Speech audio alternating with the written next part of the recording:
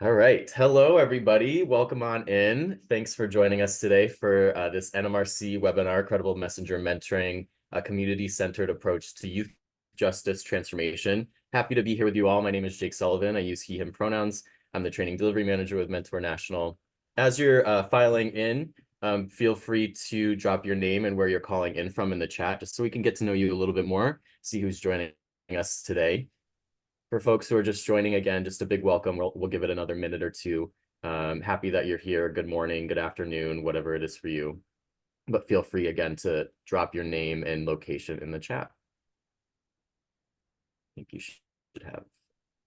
Yeah, there we go. Awesome. All right, here we go. We're getting going. Colorado, Kentucky, Tennessee, Texas. Already so many different places. Hartford. I used to live right outside of Hartford. Renee, good to see you. Baltimore, love it. I'm in Baltimore. Florida, Bay Area, awesome. Thanks everybody for joining. Again, if you just got in, we're here for the discussion around Credible Messenger Mentoring, a community-centered approach to youth justice transformation. We got Kansas representation, Nebraska, more Texas, awesome.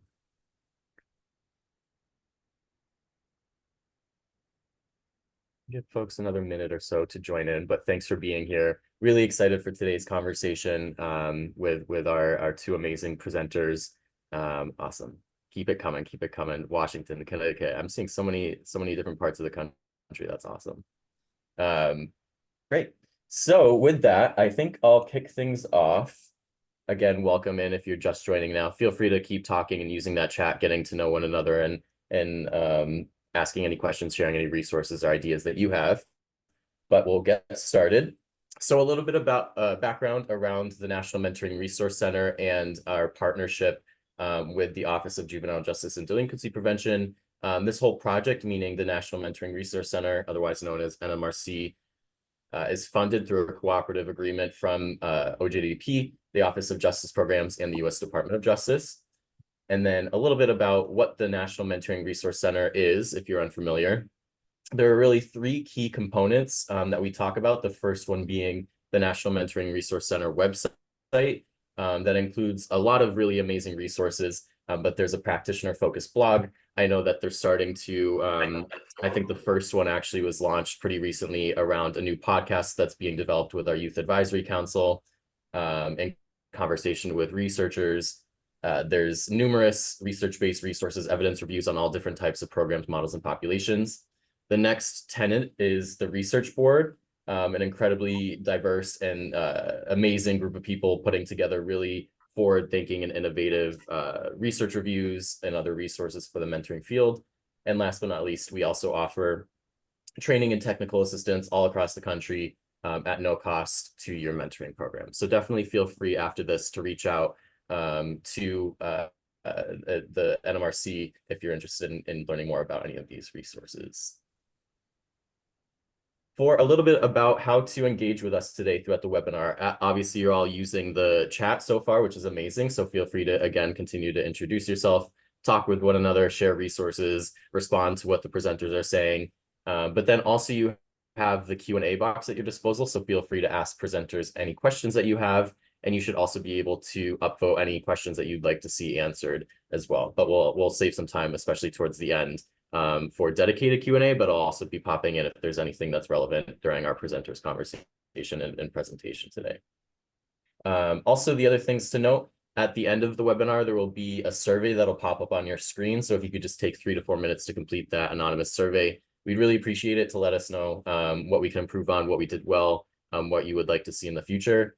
And then again, in about a week, you'll receive an email with all of the information on downloading the slides, the recording, and any other resources that we talk about at this website. One more thing from me before I pass it over to the presenters. We, again, want to get to know you all as much as possible. So I'm about to launch a poll. I just need to find it on my screen. And so this poll will be asking you, what is your role in the mentoring field? And I know that a lot of us can wear a million different hats. So feel free to pick whichever one feels most salient or meaningful for you today. So we'll click launch, and that should pop up on your screen now to choose an answer there. And I'll give you all about 30 seconds or so before we continue.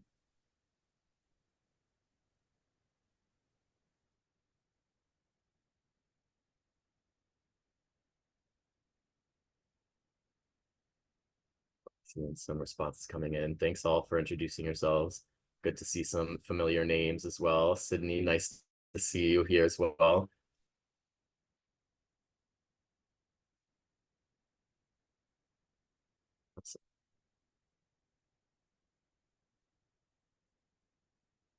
I'm seeing it went away for some people. I'm not sure why.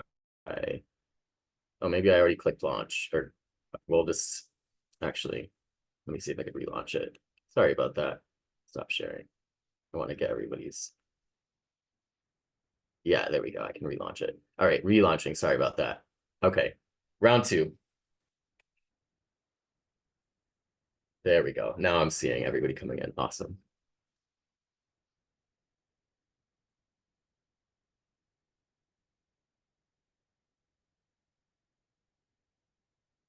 Amazing. Thank you all for answering that. I'll give another 10 seconds or so, so get in your answers. Again, I know sometimes it's hard to differentiate between our roles, but appreciate you answering this question, just so we can maybe tailor our discussion a little bit today. All right, great. I'll end the poll there. So now I'll share the results that I think you can all see those. And so as you can see, most of us are in a mentoring program staff or practitioners, but we do have some folks joining who are working in other areas, funders, researchers, TA providers. So thank you again all. And again, everybody's perspective is welcome here. So feel free to share any of your ideas in relation to what we're talking about in the chat. Awesome. And with that, now I'll be passing it over to our presenters, Clinton Lacey, who's the president CEO of Credible Messenger Mentoring Movement, and Musa Mahdi, who is a senior project consultant with the Credible Messenger Mentoring Movement. And I'll kick it over to you all now. Thank you, Jake. Appreciate it, and really appreciate this awesome turnout of participants, and looking at the poll, looking at the diversity of people here today, and obviously the majority of folks who are staff and Credible Messenger mentors or mentors, I would say, and perhaps Credible Messengers as well, but a real mix of people who are involved in this work at varying levels, all valuable, all important to this work and to this movement. So, we're really honored to see such an amazing turnout, amazing level of interest, and I'm sure in the audience, an amazing level of insight, experiences, and expertise. And so we're hopeful today to be able to share our experiences, our connections to and ongoing work to advance Credible Messenger mentoring. So again, honored to be here. I'm Clinton Lacey, as Jake said, President and CEO of CM3. CM3 stands for the Credible Messenger Mentoring Movement, which we'll talk about a bit as we go forward, just in terms of the story of the evolution of Credible Messenger mentoring, of which we are a part. And I'm really honored to be here with my brother, my colleague, my friend, my collaborator, Musa Mahdi, who can say hello and introduce himself as well. Good afternoon, everyone. It's a pleasure to be here. I'm excited and happy that you all have logged in and taken time out of your afternoon to join us in this conversation. Really, what it is a conversation around Credible Messenger mentoring and what it means to our community. And although we are going to try to delve into it as much as possible, I think it's great to point out initially, early on, that this work has a historical connotation to it with regards to individuals and this community presence and concern and sincerity and love for their communities and for their fellow human beings, and more specifically our young people, our youth, and our children. So once again, thank you all for joining us, and I can't wait for us to start this conversation and get right into what Credible Messenger mentoring looks like and how it can be impactful for individuals who know and who don't know about it. Thank you. Thank you, Musa. So I think we'd like to begin the conversation by offering some core definitions. I think the word credible messenger has really spread around the nation and indeed around the world like wildfire. And in a strong sense, that's a great thing. It's really gratifying and affirming to see the idea of people with lived experience having value, having expertise, right? That needs to be leveraged to find solutions to the critical problems that we face, and particularly those that are facing our most vulnerable young people and families who are impacted by the justice system and caught in cycles of violence, of other forms of marginalization. So that's a great thing. At the same time, I think it's important that we spend some time discussing both definitions and begin to draw some distinctions between the different types of work that credible messengers do. Not for the sake of separation, but really for the sake of understanding why it's so important that we have a continuum of work that credible messengers do and are developed for and trained and supported to do because of the critically important contribution that they make. Today, of course, we're here to talk about credible messenger mentoring, which is one part of that continuum, which is one critically important body of work within the larger ocean of credible messenger contributions. And so I think we could start with just some, I think, what we would call universal definitions of credible messenger characteristics.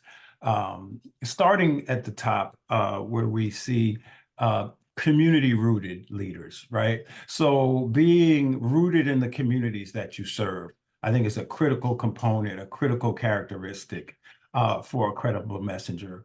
The credibility partially and in a very important way stems from proximity, familiarity, right? Knowing the community, having relationships in the community, having lived experience in the community, right, that you serve is really important. And then ultimately being able to take that knowledge and expertise and spread it, but really being rooted, I think, is critical. Shared life experiences.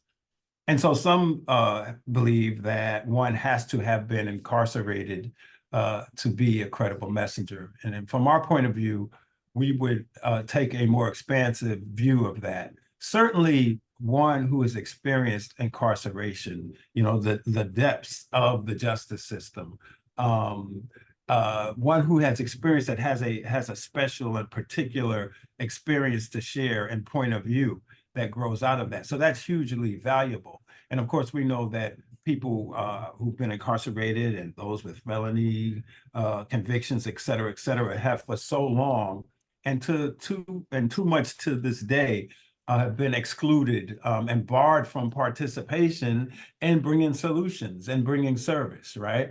And that expertise has not been leveraged. And so shared experiences are critical. But in addition to incarceration, it is those who have been rooted in community and have, if not directly been impacted by a justice system, certainly indirectly.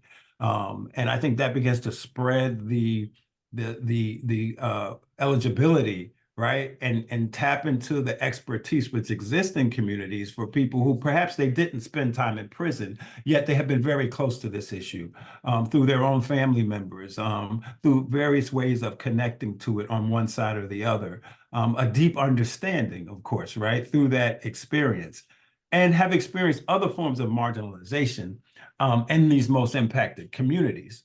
So credible messengers come from the most impacted communities, struggling with issues such as homelessness, unemployment, right? The larger overlay of poverty, substance abuse, behavioral health issues, right? These different forms of marginalization, all which, not through coincidence, intersect to the most vulnerable populations of our young people who are now, you know, involved in or incarcerated inside of the juvenile justice systems of this nation. So shared life experiences are really important way for a credible messenger to understand and then to connect to others. And so it's an important criteria, it's an important characteristic.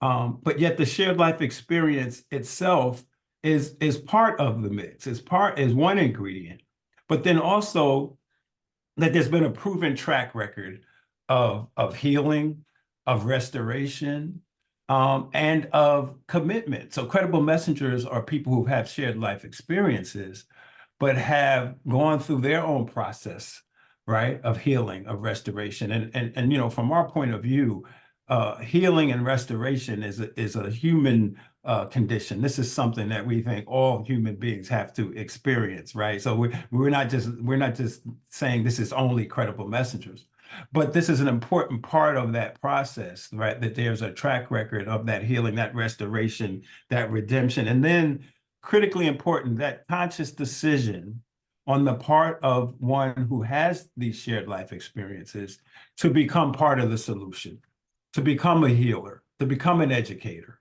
right? To become a community leader, to become an advocate. And so credible messengers are those who have made that decision, which is a major aspect of the characteristics. Inspiring messages, right? So in the word, in the title, credible messenger, one with credibility, to be trusted, and whose messages then can bring hope and can bring solutions, right?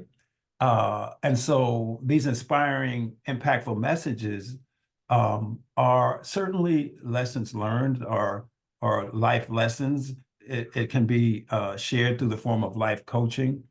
But credible messengers are themselves living, breathing, inspiring messages, right? The credible messenger is the message, not just their words, which I know Musa will speak about that shortly as we go forward, in terms of the example that a credible messenger must set. Consistent presence. This is a body of work that requires consistency over time, not in and out of a neighborhood or in and out of a person's life, right?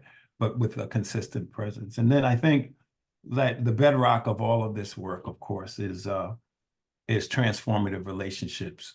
One of our good brothers in Harlem at Live in Redemption Youth Opportunity Hub often says, we're changing the world one relationship at a time.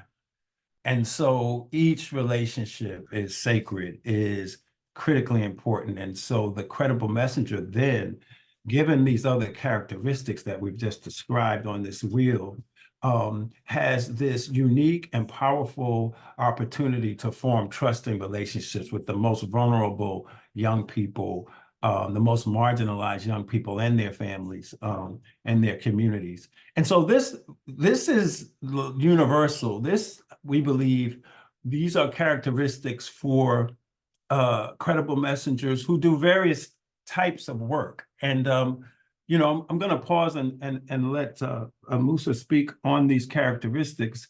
And then I want to describe a bit about the different types of credible messenger work, and then drill down and really focus in on, okay, so then what is credible messenger mentoring itself?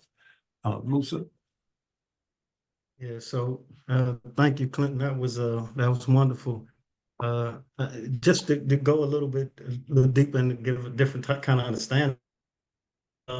What should be known is when, you know, just going straight to shared life experiences and what you spoke about with regards to that being, like, you know, sort of a superpower for a credible messenger. I think it's a time to understand that when we're talking about young people, or, you know, individuals who have been through something or are going through something currently, and the person that you look for that can have an impact on helping that person understand that experience and what they're going through is an individual who's been through the ringer, who's been through what they are currently going through, right? And so that shared life experience, absolutely, just to double down, it just, incarceration is not the only shared life experience for young people who are dealing with incarceration. So I think that's important to know, because when we talk about shared life experiences, we communicate with everything from a mentoring aspect, a credible messenger aspect. We can talk about a young mother, right, or a teenage pregnancy, and someone who has experienced that, right, and who has we move down, they have transformed themselves because they have a proven track record of commitment, to wanting to help others who have been in their position. And community rooted leaders is extremely important because it takes a part in that empathy and love that you have to be effective in this work. So although a credible messenger can come from a specific community, and 9 times out of 10, that work starts in your own community, right? Or a community that you have a relationship with. But it has to be understood that if you can do this work and you love this work and you are doing this work, then you could be in Texas and they can drop you off in Connecticut and you can do this work, right? So because of your love for the community and your love for your people. So, taking you out of your lifelong community doesn't mean that you can't be effective as a credible messenger. I think that's important. Now, just going around that circle, and we talk about that consistent presence, right? Oh man, let's talk about our young people. I got to talk about our young people. They have experienced a lot of times when we reach them and we know that they need our help and they need our love. They have experienced so many adults coming in and out of their lives, right? Us as young people, we can reflect on that. If you've been through any child welfare system, if you've been through any juvenile justice system, adults saying they're going to do this, they say they're going to do that, and then you don't see them no more, right? And you had hopes for it. The consistent presence is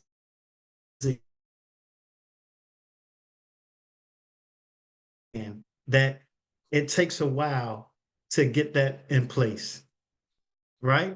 Because they know what's going on. So they got to see you a whole lot of times. And you think they letting you down when they don't respond to a text message, they don't respond to a call, they don't show up at a group. It's really not them letting you down. It's them having their expectations of adults in their lives and the expectations that they form. So once that consistent presence is established, now we can start seeing change. Now we can start moving from transactional to transformational when we're talking about relationships and working with young people. And that's what credible messenger work is. And that's the differing factor of credible messenger. Clint, I hope I'm not jumping, but that's the factor that differs credible messenger mentoring from other forms of mentoring. And it's the transactional aspect of mentoring, and it's the transformational aspect of mentoring, which is a more longer term relationship and something that a long-term commitment, I should say, with regards to working with young people, working with their families, working with all the tentacles that's attached to them. And now we can start talking about making some change inside a young person's life because we made change inside their household. We've been consistent. We've showed love. So I think that's extremely important with regards to this circle right here that we're looking at when we talk about the characteristics of credible messenger. Yeah, thank you, Musa. Really, really, really helpful in painting the picture and starting to unpack, right, what the essence of this work is. And if you notice that Musa keeps using the word love, right? And that's on purpose, right? That's also natural part of our language. And for too long, love and justice, those two concepts have not come together. Of course, Martin Luther King said that true justice on the grand scale is an act of, true justice is an act of love and public policy. So we embrace that word, we claim that word, not just as a sentiment towards a young person or towards a family. That's part of it. But love as policy, as practice, as resources, as capacity building of community-rooted credible messengers to do this work, right? An act of love in terms of compassion, understanding, unconditional commitment, presence, and all the things that we've talked about. And I think that's an overlay, I think, for credible messenger work. We would argue that that credible messenger work, that one of the characteristics of it is love of young people, of families, of community, as a value, but not just as a value, as a practice. And so Musa started talking about really getting into, as we'll continue to discuss today, credible messenger mentoring, the essence, the activities, the characteristics. You know, credible messengers do many things. What's very popular in this nation, and because of the emergency and the horror and the tragedy involving violence, of that young people and some older people are caught up in cycles of this violence in these same communities. And of course, that intersects with incarceration. And so violence prevention work or violence interrupters, very popular, right? And through various models, obviously being led through the White House, through the Department of Justice, right? Community violence intervention work is critically important. And credible messengers are leading that work, right? Front lines in communities, putting themselves in harm's way to make peace, to do mediation, to help develop exit strategies for people to exit from cycles of violence, right? So they can go and find a trajectory of growth and healing and development, right? So it's important work. And it's part of the continuum of credible messenger work. But very often what has been absent, not absent in the minds of the credible messengers on the front lines, right? But absent in terms of investment, in terms of the building of a continuum, is the longer term credible messenger engagement, right? So we need it all. And so we are lifting up credible messenger mentoring as a part of that continuum that says, as people receive an intervention from a violence interrupter, and that person gets someone to put a gun down or renounce violence, et cetera, and begins to try to connect them through outreach and connect them to supports and services, that's where the credible messenger mentor steps in. And this could exist in the same organization. And if it doesn't exist in the same organization, then there needs to be relationships between organizations to hand off people so that it answers the question, after I put the gun down, who's going to be with me for the next year in my life, available 24/7, helping me develop an individualized success plan for my life with short, intermediate, long-term goals, who will answer my phone call at 4 a.m. when I'm going through a crisis or contemplating hurting someone or myself or something destructive, who's available to knock on my door at 6 a.m. to make sure that I'm going to school or going to my substance abuse program or going to report to my probation officer, et cetera, et cetera. Credible messenger mentoring is that deep relational long-term work that is required to sustain the peace that has been done on the front lines. And we need credible messengers at every point through that continuum.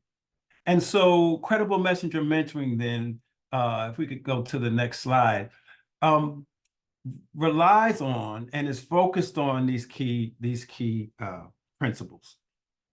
And so what I'm describing here in the continuum is not to separate or diminish or in any way break apart credible messengers who are at the front line doing violence interruption, right? That's a body of work. That's a discipline. There's a specific type of training and approach and protocols to that work, right? But we also have to expand then our understanding, and credible messenger mentoring helps us expand to this longer term care, right? This longer term engagement, 6 months, 1 year, maybe 2 years, to sustain the progress that people are making. So if we look at these core principles, right, of credible messenger mentoring, then it rests on a history of what we call transformative mentoring, right, which is distinguished then from the more traditional mentoring, which traditional mentoring of various types is absolutely valuable and important and can continue to be part of a person's life at various points through their life, right? that's not excluded from this body of work, but the credible messenger mentor is that long-term, 24/7, overtime, right? And life coach in an intensive way with all the characteristics that we described, rooted in community, right? Continual presence, et cetera, et cetera.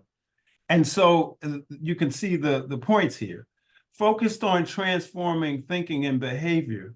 And we even say before credible messenger mentors, or as they seek to transform thinking and behavior, we often say we're not here to fix brains, we're here to heal hearts, right? So the credible messenger relationship is based on healing. And through that healing process, that's where the CBT comes into place, right? The cognitive behavioral therapeutic intervention, those types of practices are certainly important, but this is about relationship and love and safe space. And that's what credible messenger mentors are creating in order to get to the point of transforming thinking, which transforms behavior, which of course we all know is critical to the success of our young people, built on healthy, trusting relationships. You see, this will be repetitive, right, throughout our conversation today, because we can't say it enough times, right? It is the currency of this work, but leverages those trusting relationships to build and execute plans. And so one of the things that credible messenger mentoring does, it works with young people and families. We'll talk more about the family work that Musa mentioned, to create their own plan. So often, justice involved and marginalized young people are given plans. They're given conditions of probation. They're given mandates. They're even given plans for healing and restoration and redemption. What's so important in this work is that the young person becomes the author, right? The writer, the producer, and the director of the film, which is their life. So the credible messenger is there to co-navigate that process, to help the young person begin to reclaim their dreams, their hopes, their ambitions, and start to articulate that in the form of life plans. We call them life path plans. And so these are some of the key components of credible messenger mentoring that we wanted to share today and lift up. I don't know, Musa, if you wanted to comment on any of these. Yeah, absolutely. I just was, I think I wanted to say, as you were speaking, I was thinking about, the aspects of credible messenger work, different aspects of it. And from the, credible messengers by default do violence prevention and interruption work. Yeah, true. And understand is they getting to these points, and Clint talked about how systems want to give young people conditions and terms and create plans for them, right? And not allow them to be the authors of that, right? Young people and their families. But with systems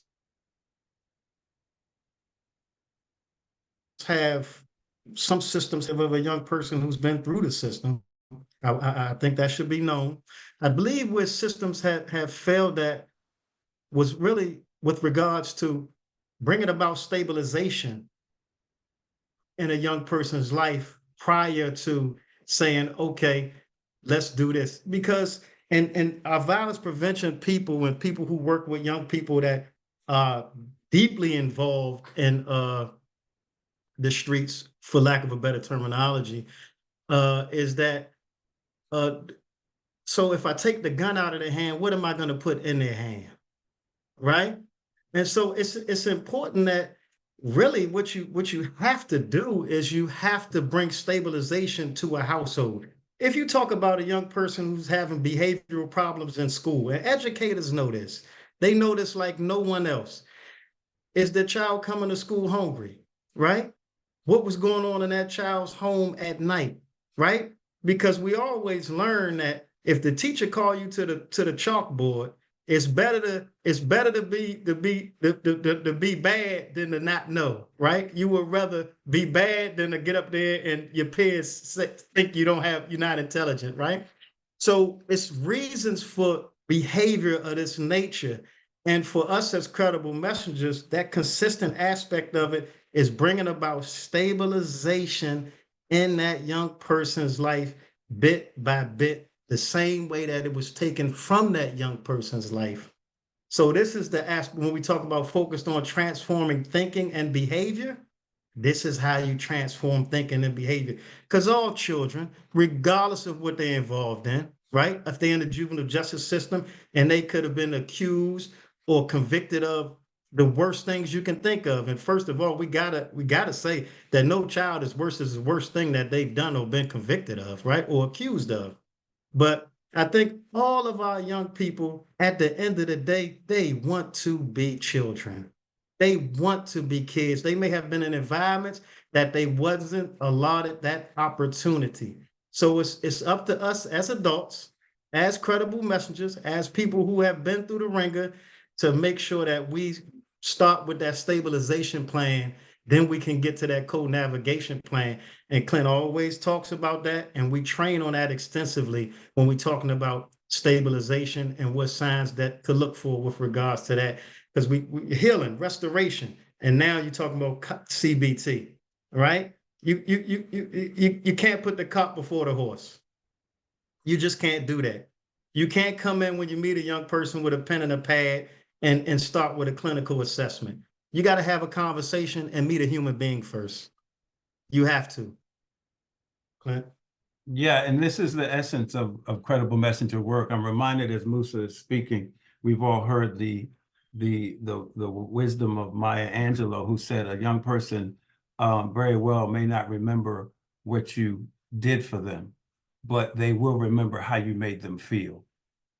And so we rest on that principle, on that wisdom. It's about creating safe space for young people to feel worthy, capable, a sense of hope. Then we can begin to actually help them identify goals and then co-navigate that process.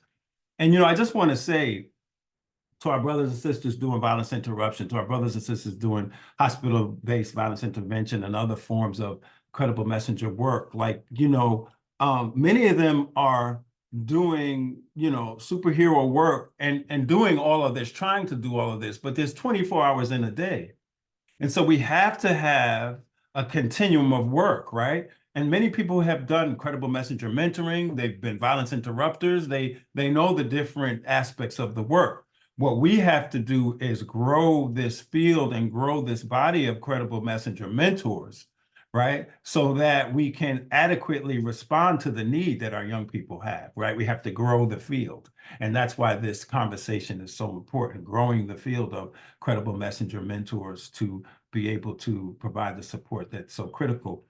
If we look at the next slide, it just gives a history, our history in terms of our involvement here at CM3 and helping to build this, contribute to the building of this body of work. Clint, really quick, actually, there's a question in the Q&A that I think might be good to answer now. I can read it just so that everybody's on the same page. And I think you've talked about it a little bit to the extent of like the expansive definition, but if you could speak more to the question is, thinking about how you've defined credible messenger work so far, would you say this work is specific to preventing, intervening with justice system involvement, or is the work broader to also look at the involvement with other systems like child welfare? Oh, that's a great question. Thank you for asking that. And the reason why, so it's broad. It's broader than just the justice system. This is about marginalized young people and families. And we know that the child welfare system is obviously a place, a system filled with young people who have experienced marginalization. And so often in the same households, sometimes the same young people themselves, right, who are duly involved in systems. And so, yes, this credible messenger work really is expansive. The reason why we focus in on justice-involved young people so much, but we don't want to exclusively keep the focus there. So thank you for the question. But the reason why we focus so much and sort of enter through the door of justice is because put an incarcerated young person, a young person behind bars, right, who's institutionalized at that level, is arguably the most vulnerable young person in our society, right?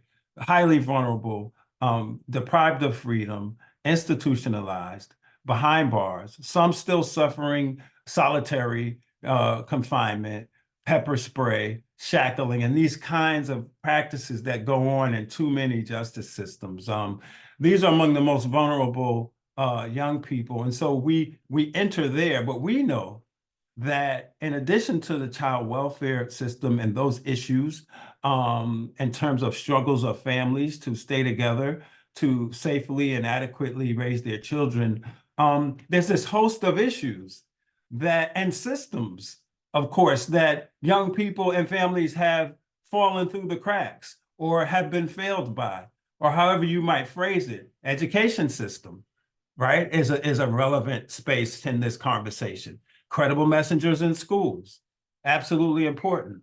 The healthcare, behavioral healthcare, the vast disconnect between young people experiencing trauma and other behavioral health issues, right? The disconnect for them and support and healing and therapy, et cetera. So behavioral health services is a vast disconnect. Credible messengers serving as brokers and connectors to behavioral health services, right?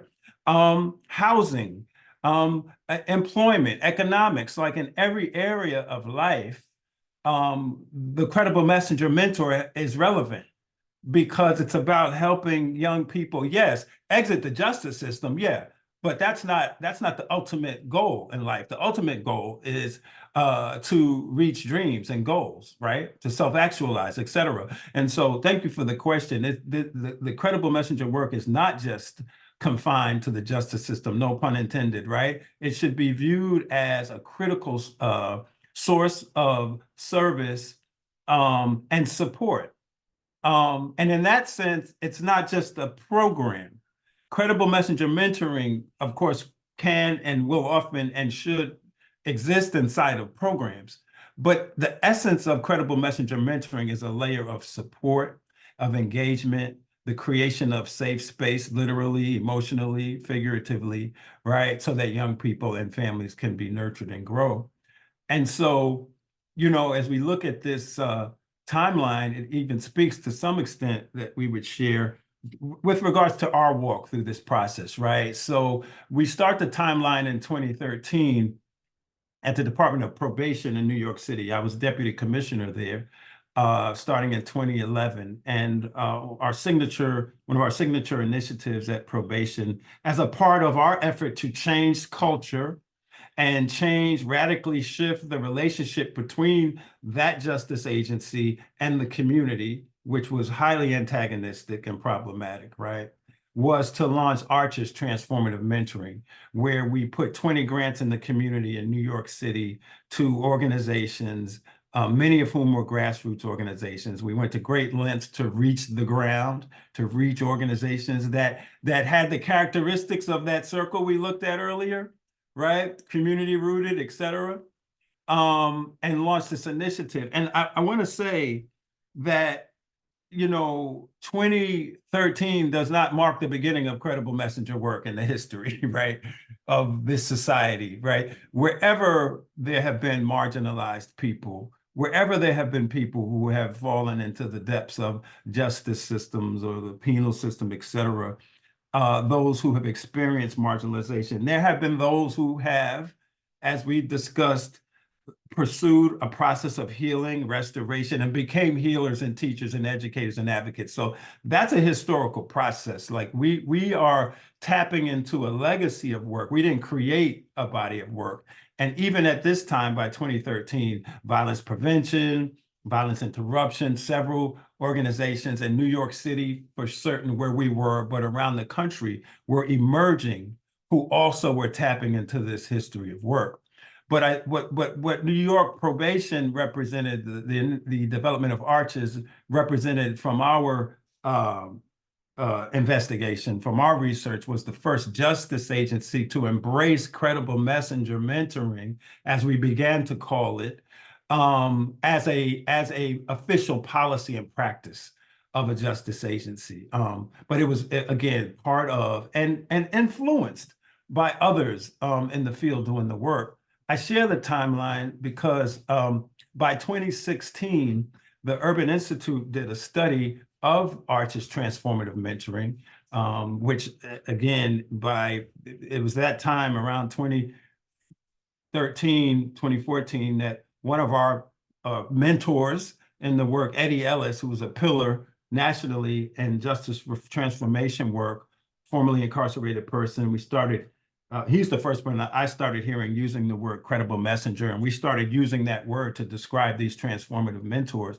Well, by 2016, a study had been done by Urban Institute, which showed that when we compared the 16 to 24-year-olds on probation in New York City, who lived in the 7 highest crime, substance abuse, poverty level neighborhoods, also with the highest levels of violations of probation, we provided those 7 neighborhoods, 16 to 24-year-olds on felony probation with credible messenger mentors. And we compared them with their counterparts who didn't live in those 7 neighborhoods. And there was a 60% reduction, 60% reduction in recidivism on the part of those who received credible messenger mentoring. So these were unprecedented numbers in terms of recidivism reduction and drastic drops in violations of probation, et cetera. Behind that statistic, though, is the point that we wanted to make today here, right? That behind the statistic was perhaps a greater finding, a greater experience, and that was the worthiness of and the viability of investing in the capacity of non-traditional leaders, many of whom, until today, because of a felony record perhaps, or other forms of marginalization, are barred from being mentors in established programs because of those experiences.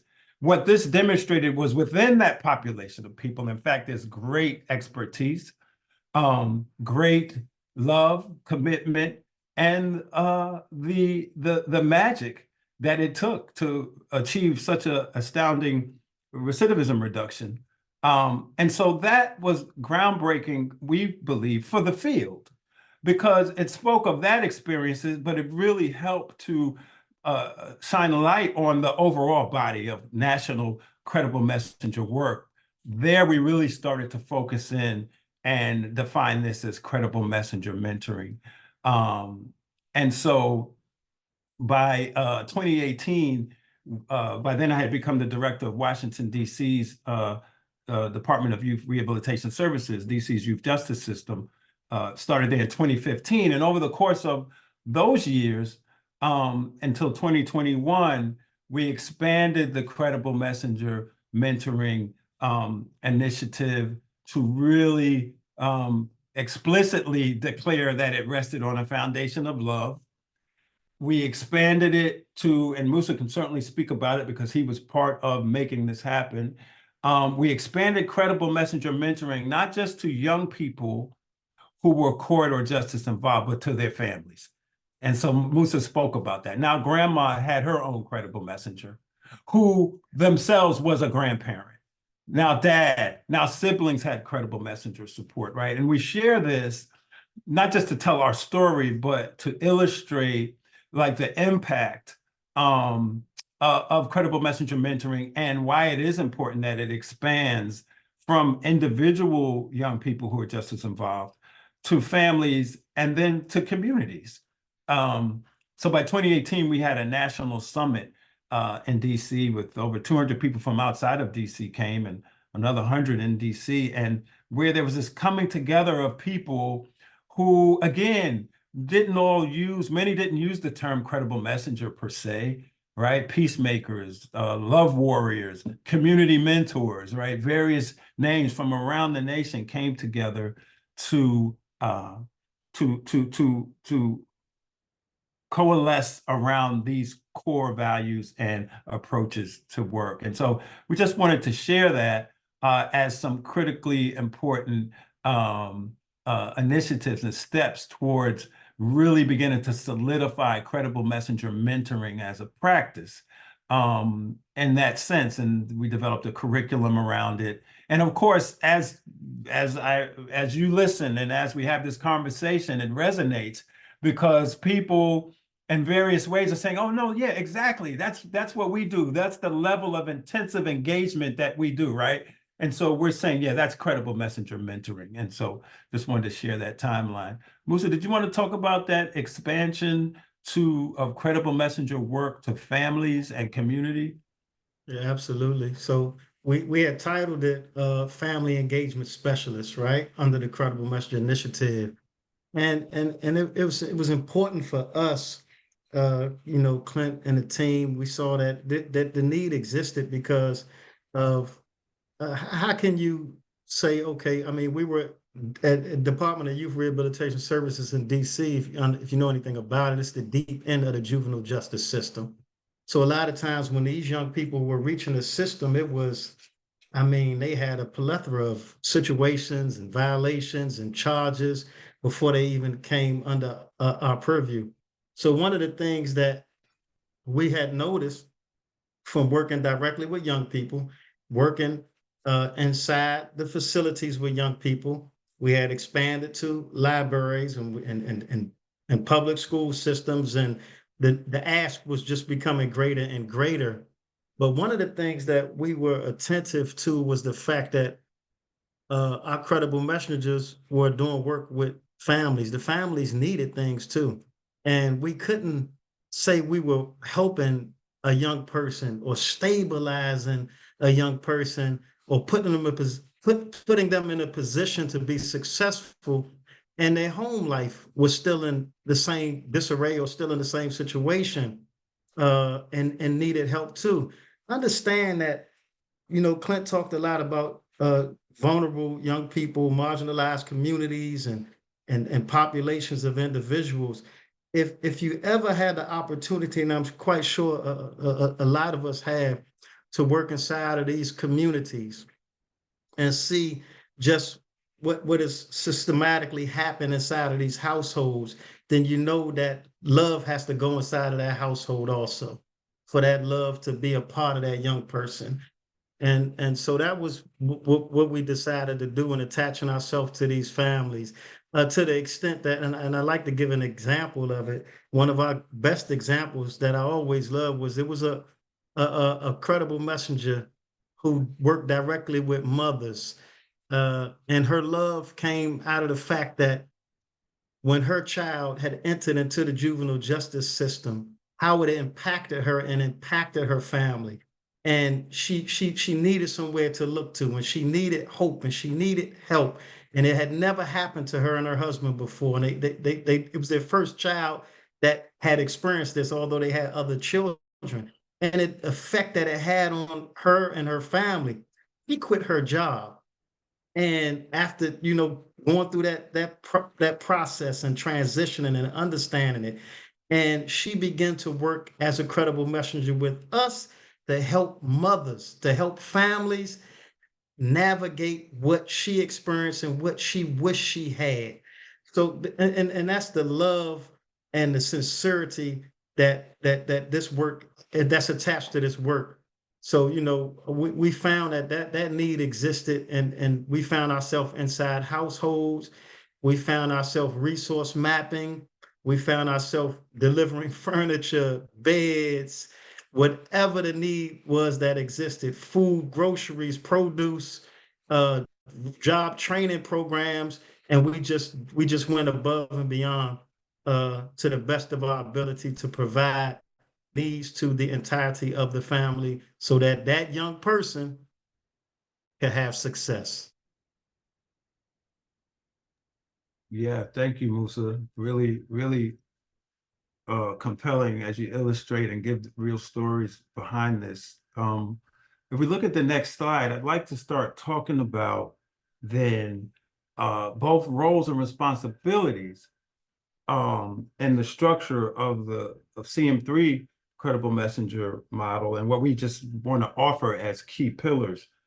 But I actually would like to start with recruitment and vetting of credible messengers, right? And so clearly, this is not scared straight.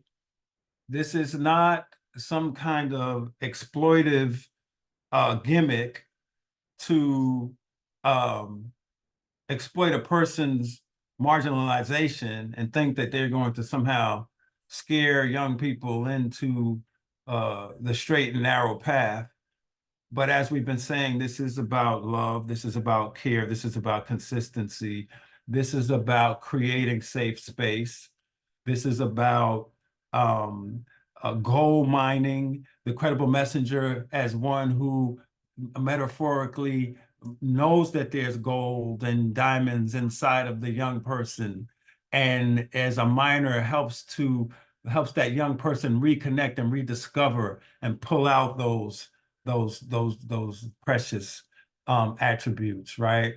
And so this requires training and support. Credible messengers bring great gifts and talents to the table. There's no question about it. But further capacity building and development, right, is part of the process. And so it begins with recruiting and vetting. You know, recruiting is really not difficult. You know, some have asked, well, where do you find these credible messengers? And the thing about it is, ironically, in this society, in a society, you know, plagued with mass incarceration, et cetera, you know, credible messengers are a natural resource in this society. And that is not to say that every person who has experienced incarceration or who has experienced marginalization is ready or willing or qualified to be a credible messenger, right? So it's not just the shared life experience, as we said. It is the shared life experience with a process of healing and restoration and discipline and a decision to be a healer, a teacher, a mentor, a life coach. So the vetting process then becomes very important, and on two levels. Now, through our practice and through the work that we've done in various jurisdictions around the country now, there is a official legal background check. Unlike other forms of employment, and if we didn't say, let me digress to say, we're talking about full-time jobs here. And of course, there are credible messengers working part-time, which is fine. But this field is growing into just that, right? A field of practice and expertise. And so in terms of vetting, there is a background check. Now, most jobs, right, will exclude or vet people out because of their marginalization, particularly incarceration. Obviously not the case with credible messenger mentoring. That, of course, is part of the process. Yet, and from jurisdiction to jurisdiction, from community to community, there have been quote unquote exclusionary offenses that state or that county has decided they would implement. Normally, what we've seen is offenses that involved sexual offenses / crimes against children have generally been the types of offenses that communities have vetted and excluded. In some cases, with further investigation to the nature and the specifics of things, various waivers, et cetera, have been granted. But I just wanted to paint a picture for you that in the community, communities will look at offenses as such. For us,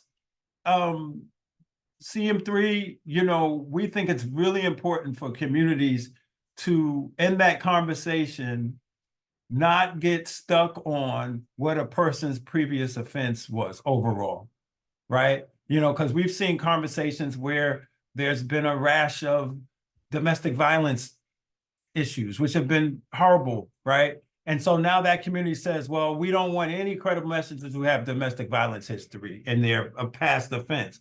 And we're like, well, you're starting to miss the point now, right? If we're talking about people, if it was incarceration or offenses who did their time, who have a demonstrated track record of restoration and redemption, right? So we to protect the essence of the work, we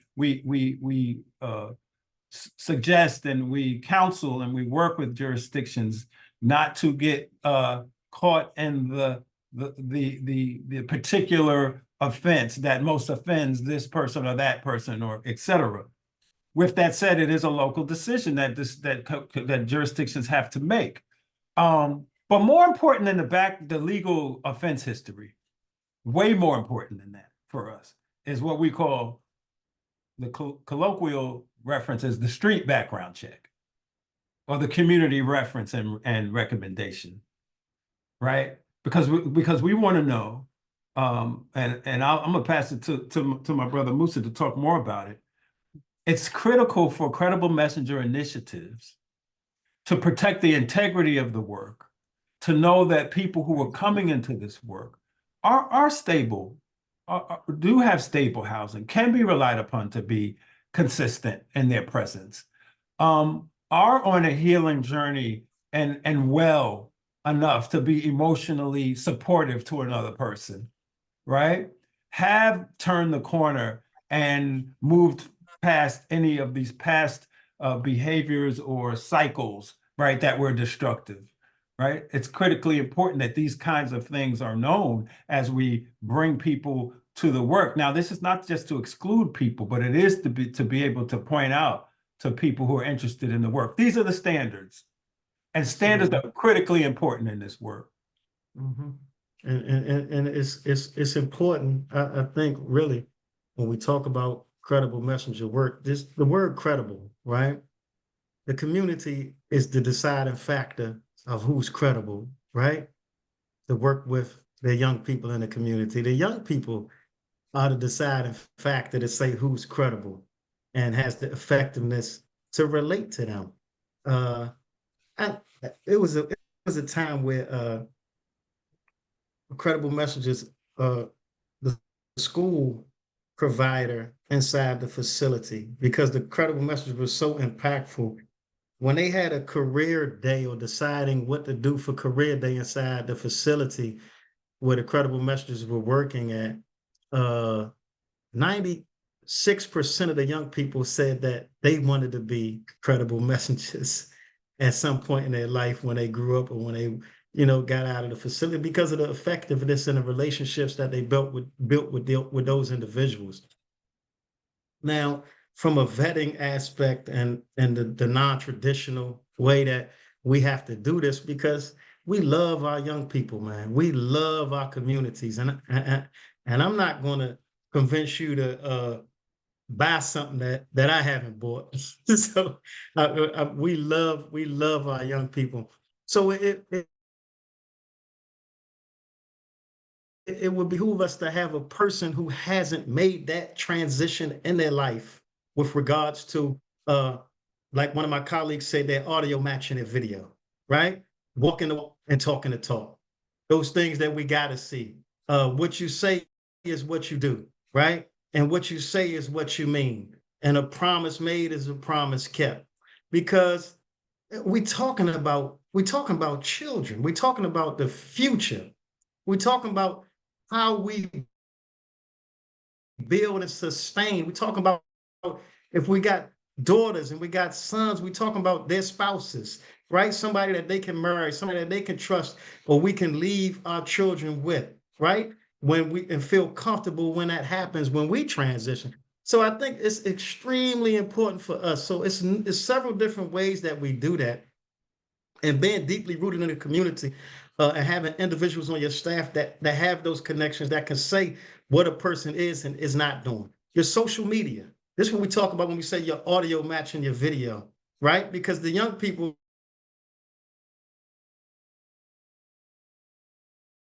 are the best to navigate social with, right?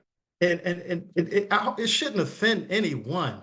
But how can I have you working with a young lady who's experiencing or going through something in her life, and we want her to transition and to transform into a powerful young woman, and we've paired a credible messenger with her that's on her Instagram page, you can find her twerking. So I mean, I just, we got to have a conversation with that individual, right? I always say, and some people take it a little hard, but I don't want you transforming a young person who I believe that smoking is a hindrance for, but you got cigarettes or you got your car smells like you smoke, right? Right? So it's important for us that we understand, although we love what we do, we sincere about what we do, we have a genuine care and concern for what we do. This is a profession. This is a professional job. This is a professional career when you're working with young people and you choose this path, or this path chooses you. So it's important, and we got several ways to do that. If you've been incarcerated, we're reaching inside the system. We want to know what you was doing while you was incarcerated, right? Was you working out? Was you developing classes? Was you helping mentor and support young inmates coming inside the system? Or was you a part of the foolishness, right? Were you betting? Were you gambling? Were you making a hooch? Those that know these terminologies, you know these terminologies. So we need to know these things, because your transformation can't stop when you come to and say, oh, I want to work with kids. Well, I want to work with young people. Your transformation had to be in process, and it's still working, and you're still in healing, you're still in restoration, and it's an ongoing thing. When we start therapy sessions as adults, or when we realize we need it, you don't just take 3 or 4 therapy sessions and think everything's going to be okay, because you'll be right at the therapist about 6 or 7 months later, or even shorter than that. So it's an ongoing process. And we always want to do check-ins with our staff and with the individuals that's been vetted and approved to do this work. We want to do refreshers. We want to make sure everybody's okay, because life is not an easy thing sometimes for a lot of us. It's just not an easy thing. So we got to check on each other, because you have to be whole if you want to try and make a young person or a family to have success in their life, or to change their behavior. You have to have that a little. We got a little criteria in the way we work with that background check, and we can certainly provide more information on that if you reach out to us. I'm quite sure I saw somebody asked, was our information going to be in the chat? I'm quite sure Jake is going to do that. You can go, Clint. I'm sorry. Yeah, absolutely. So just the seriousness, as Musa said, it's a profession, it's a body of work, and the strength behind this field, this movement, is the greatest protectors of the integrity of the work are credible messengers, right? In DC, when we implemented the initiative, the vetting process was led by a committee of senior credible messengers from the community, right? So that was a process, the community vetting process, where people would have references and recommendations and et cetera. So that's just something to note, that it is the credible messengers themselves who will be the greatest defenders of the integrity and upholders of standards for this work. And again, people have come back after they address some issues and have been very successful. So this is not to exclude or turn people away, but it is to uphold standards and to make sure that people are capable of reaching those. Maybe not now, maybe in 90 days, maybe in 6 months, maybe in 2 years. Each individual is on their own pathway, but the standards are critical. Training then, right, becomes really important as credible messengers come into organizations and begin their work. Often the way it looks is credible messengers will have a quote unquote, caseload of young people. Ideally 6, 7 young people at a time, very intensive work. The ability to answer that phone call in the middle of the night, to knock on the door in the morning, to be present, to partner with others. Another critical part of this work, credible messengers as collaborators with others who provide services and supports. I once heard some years ago at a forum in New York City, and a researcher was presenting, and And she said essentially that that the purpose ultimately of mentoring, she said, was to from her point of view, help the mentee grow their capacity and ability to form productive relationships in their life. So the credible messenger mentor is not to be an exclusive relationship in which the young person never has any other important relationships in their lives other than the credible messenger. That would be a failure.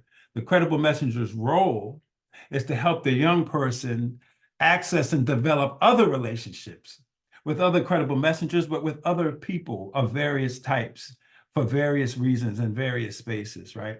So that's part of the training. We work on the positive youth justice framework that really looks at core developmental domains for young people, right? Their relationships, their creativity, their education, their economic viability, these core pillars for development and success in our society. And so we really look at that. I see in the chat, focus on strengths, absolutely that, being strength-based. And so while we train credible messengers in positive youth justice, being trauma-informed, understanding the impact of trauma, but as one of the young people said, and who we quote often, I'm not my trauma. So don't just put me in the trauma box. You took me out of the criminal delinquent box. Now I'm in the trauma box, and that defines me. So the credible messengers mentors are trained, right, to understand the impact of trauma, but to be healing centered and focused on strengths, right? So healing centered engagement becomes an important part. The art and science of hope, which is a thing. Professor Rick Miller at the Arizona State University has done amazing work on that, where hope is a thing. Hope is a phenomenon. We all can spend hours talking about what hopelessness looks like, but Dr. Miller says, where are our hope experts? Well, credible messenger training it also includes developing credible messengers to be ambassadors of hope, which rests on the ability to create safe space, right? For young people to have the security to dare to dream, to dare to hope, to see possibility. These are parts of extensive where we spend extensive amount of time in training. I think they're important pillars for credible messengers. And ultimately, as we start to close out and just open up for question and answers, the credible messenger mentor as a co-navigating life coach, right? Like co-navigating a process while maintaining the boundaries and the balance that we're not growing dependency. We're trying to grow independence and self-determination, yet being present and literally and figuratively walking with people till they can walk on their own. That's the calling of credible messenger work, and that's part of the training. So boundaries become really important.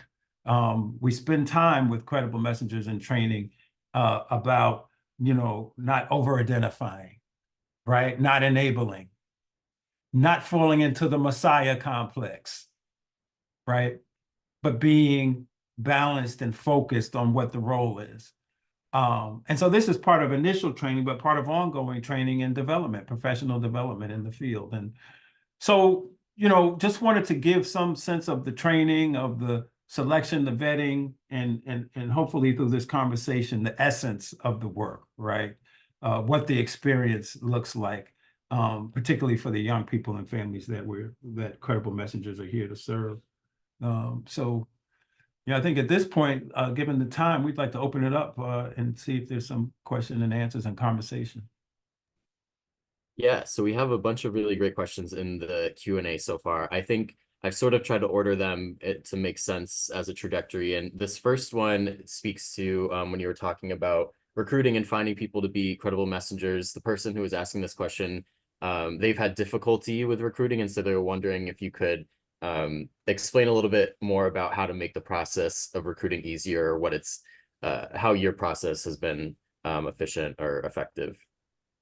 Well, one quick answer to that, and would love to, I'm glad you put our info in the chat. We're happy to talk with people offline about this and offer any support we can.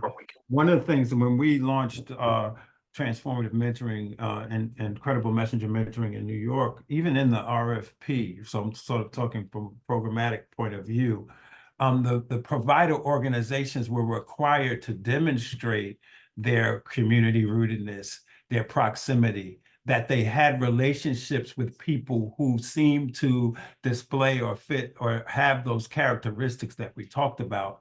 And such organizations exist. Often they're not the ones who are closest to the community, who are with the greatest capacity. Sometimes the organizations closest to the ground don't have the greatest capacity and can't compete for solicitations to be funded to do credible messenger work. And so it's really important that that process is intentional about making it possible for grassroots organizations to participate.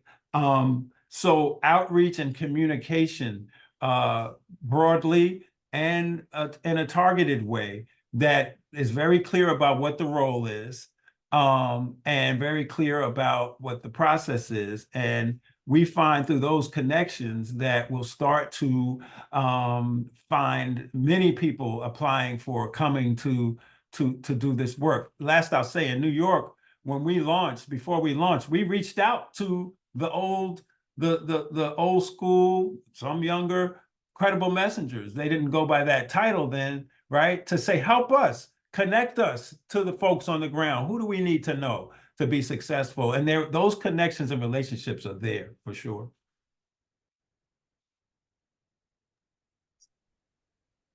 That actually kind of segues into another question that we got, that middle piece that you were talking around making things more accessible for grassroots programs.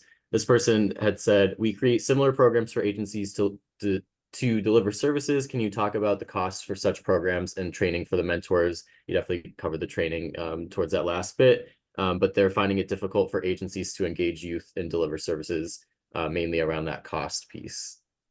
Yeah, that cost piece is hard, particularly for organizations that are struggling to keep their lights on and struggling to make payroll. Like, we know all about that, and that's very real. And so that's why, on a larger sense, we are calling for larger systemic investment, both, philanthropy, of course, but also more and more folks are getting through government contracts, state level departments of juvenile justice, county level departments of health and human services, and probation departments, because, again, full-time salaries and with livable wages. And so, different cost of living in different parts of the country, but in DC, $45,000-$50,000 a year is average for a credible messenger. So so we can do the math. If you're going to have 5 credible messengers working with 30, 40, 50 kids at a time, then we know what the budget starts to look like. And so it's definitely about partnership, collaboration, and leveraging funding from both philanthropy, but as well as through government sources. And part of our work at CM3 is to help connect those dots for folks to make sure that the money reaches the ground where they are. Yeah, thank you for that. The next question, I'll kind of combine a couple that I'm seeing. I think people have a lot of questions around the background checks and around the screening. But especially, one person was saying, when we work with juvenile justice agencies who require background checks for anyone who has contact with their youth, how do you navigate the requirements to get someone approved to work with youth? And then someone else's question was kind of in a similar way of, how do you navigate DOJ's mandates of doing background checks for adult mentors working with youth? I'll just quickly say, I don't know if Musa wants to answer, we go into this with elected leaders and other agency heads, explaining, clarifying, and understanding that by its nature, we're going to have a lot of people who have offense history, right? And so then it's back to that local conversation, where if there are going to be any exclusionary offenses, that they be very disciplined in their approach, that they don't, lose the essence of the program and they start excluding, an array of offenses. With regards to people who've been formerly incarcerated. But in our experience, that leadership has come from mayors, from department heads, and have understand it. But those conversations and negotiations have to take place up front.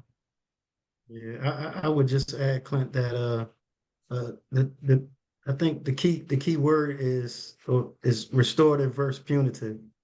And when people looking at services like this and organizations that do this kind of work, they're already coming from a restorative perspective. And that conversation is not as difficult as you think it would be when you start talking about who can we approve, what can we change with regards to the criteria for individuals being approved, and having those conversations. Because when folks become restorative minded, this opens the door for great work to be done and progression with regards to credible messenger work, or community-based organizations, those grassroots organizations, and systems or governmental systems to become trusting partners. It puts us in a better space with regards to that.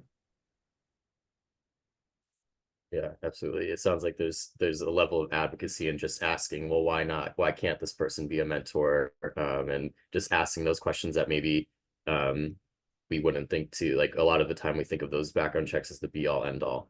Thank you for that. Let's see.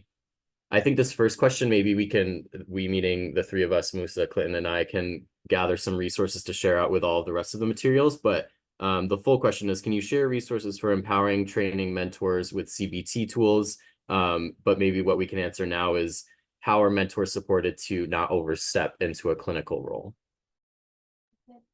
That's the boundaries piece. Of course, we know that a person who checks all the boxes and is a credible messenger can become a clinician. We know that, right? Credible messengers with PhDs, with masters of social work, et cetera. So we know that. But in this particular role of credible messenger mentor is the context, of course.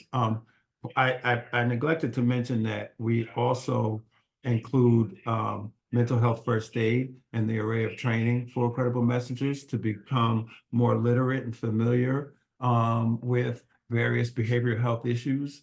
Again, not to assume the role of the clinician, but to be a supporter, a co-navigator, a broker, et cetera. Help to destigmatize the issue is the biggest major role that credible messengers are playing with young people and families, right? Who want no part often of behavioral health systems, et cetera. And so breaking down those barriers has been huge, and it's a huge contribution. And so it's part of the training and navigating the boundaries to say, you can create safe space and do healing work, absolutely. But there's levels of clinical support, and then connected to credible messenger programs should be clinicians. And many programs have them built into their organizations, or they'll access them. So that's a part of the boundaries and the training and the discipline of being a credible messenger, to sort of play your role and access the expertise of others. Absolutely. Clint had put together a chart some years ago, almost like a continuum of care chart. And it had, the credible messenger and different individuals, mental health, and we communicate to credible messenger teams and training is that, you can't take on the Messiah complex. And your job, or our job as credible messengers, is to not only form a trusting relationship with the youth, but also help that youth establish trusting relationships with reliable, trusting, and caring adults, right? It's interesting to build that relationship between communities,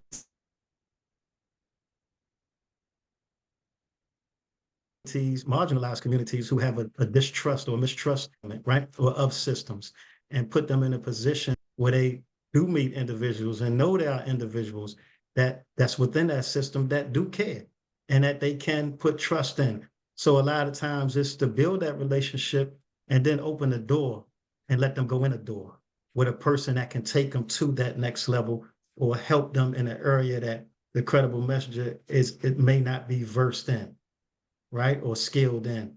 So a lot of that is based on the credible messenger having the knowledge and ability to know what the young person needs and know how to get that resource to that young person and to build relationships with individuals who are capable of helping them in that circle and of a continuum of care. Yeah, yeah, I appreciate that very much. Like what is in my control as whether as a credible messenger mentor or as a program, where can I pass it off in that continuum? I think that's great.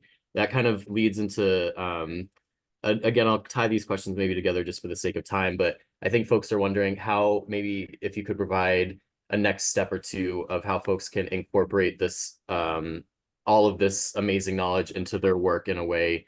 The phrasing here is in a way that's accepted, understood, and is sustainable. So like if they're not a credible messenger mentoring program right now, what can they do to incorporate some of these principles or practices into their work? That's a great question. I think, speaking to helping to grow understanding to make the work or initiatives and programs sustainable is the set of the body of work that sort of precedes implementation. So if you're pre-implementation, or even if you have a program going, the work of outreach and engagement of all key stakeholders, right, is so important. So there aren't these gaps in communication and gaps in understanding, right? It's amazing how in various places or everywhere there are these areas where there's just not adequate communication so that there isn't deeper understanding of what's happening on the ground. What are the frontline providers doing, going through? What are their needs? What are their barriers, right? What are the, and really grappling with some of the, so real talk, right? There's challenges, there's biases. There's a need for deep team building and role clarification between credible messengers and, let's say, system staff, for example, right? We brought credible messengers into the detention center and the post-dispositional youth correctional facility in DC. A huge amount of work with the frontline safety and security staff in the facility and the leadership of the facility. Like a lot of work went into team building, trust building, articulating and working through the biases, right? And then clarifying roles, and then beginning to put the practice in motion. So that kind of work, it's important to start there. And if you didn't start there, to kind of go back and really strengthen the foundation. That's what I would say about that. Great. So as we have just a couple minutes left, I wanted to leave space for both of you to see if there was any final words that you want to share with the audience today, any things that you didn't get a chance to talk about before we wrap up. I'll go and then I'll let Musa close it out. I would just say that, what we didn't maybe focus on enough, or I didn't, is that it's important that this work be supported and nurtured, respected with regards to pay, yes, and organizational culture, that the credible messengers are not the quote unquote stepchildren of the organization, et cetera, but that they are supported and nurtured, and that ongoing development is part of the culture of the organization. This is difficult work, vicarious or direct trauma, and various other challenges are part of this. And so it's so important that we pour into this work and into the credible messengers the support and they need, and the opportunity for their growth trajectory, for their advancement, like in other fields. And so I just think that's something to keep in mind. I would say I wish I would have went before Clint, but let me just say I gotta go back to the word love because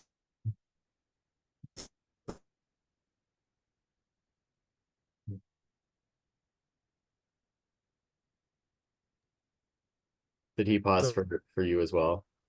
Yeah. uh you know individual am I are you hearing me? Yes, Now, we can hear you now. Yep. Okay, just wanting to be involved in this work and push the bar. I think you it's you have to. I don't think I know honestly.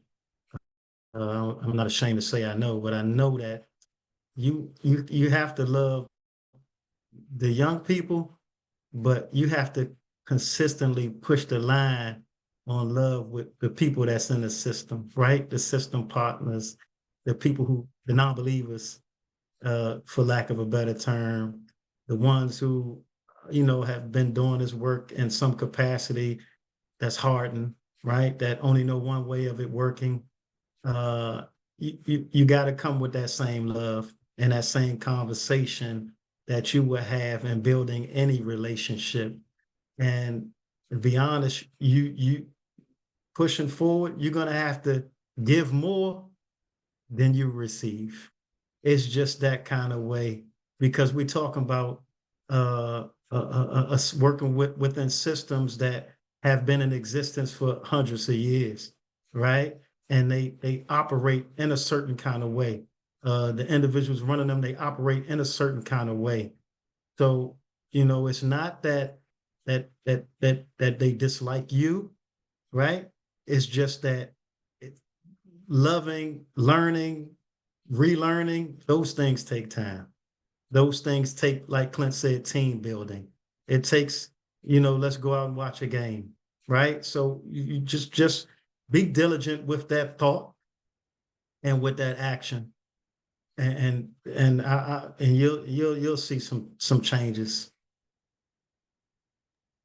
Awesome. Thank you both so much. That's all we have time for, unfortunately, today. I'll definitely share the chat with you both because there's so many feelings of connection, lots of love for you both in the chat. But thank you both to Musa and Clinton for your time and your willingness to share with all of us your frameworks, your insights, your experiences. And thank you all for joining and engaging with us in the chat. Really grateful to be here with everybody. Otherwise, please make sure to fill out the survey that'll pop up on your screen again to let us know. I'll make sure to share all of the resources, contact information, everything that we talked about today through an email that'll be coming likely next week. But otherwise, you can visit our website for further resources and information. But hope everybody has a wonderful rest of your day, and we'll see you on the next one. Thanks. Take care, everybody. thank you.